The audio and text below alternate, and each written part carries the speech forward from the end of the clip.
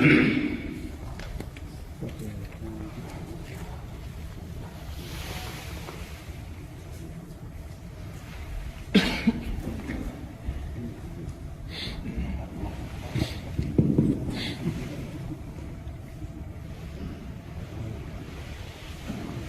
الله الرحمن الرحيم.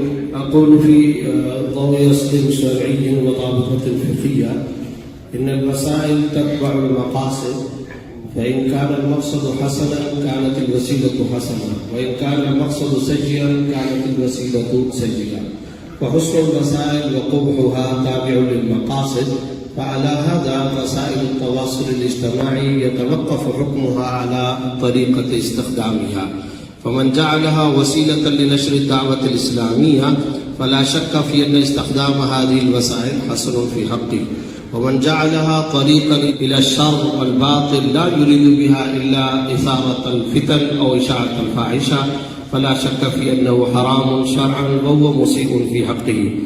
ومما يجب له التنبه أن وسائل التواصل الاجتماعي وسائل محض وليست مقاصد، فيجب أن تكون كذلك عند كل مسلم يمارسها كوسائل وينتفع بها. فأما إن صارت مقاصد حيث يهدر بها أوقاته الثمينة فهذه هي الآفة لا يبيحها العلماء. وبعد إلقاء الضوء على استخدام وسائل التواصل الاجتماعي من الأصول الشرعية وضوابطها، سردنا الكلام بالبسط في بحوثنا لإيضاح حكم المشاكل من باب المناكحات والمعاملات المالية والقضايا.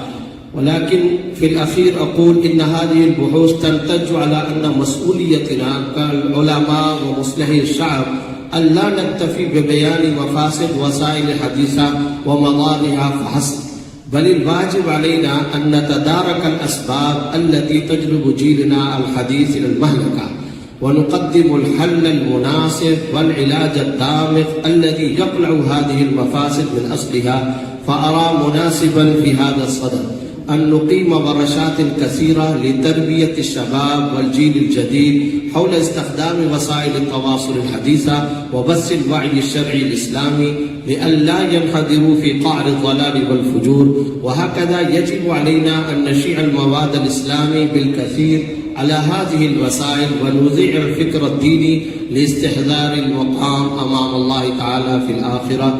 وشكرا والسلام عليكم.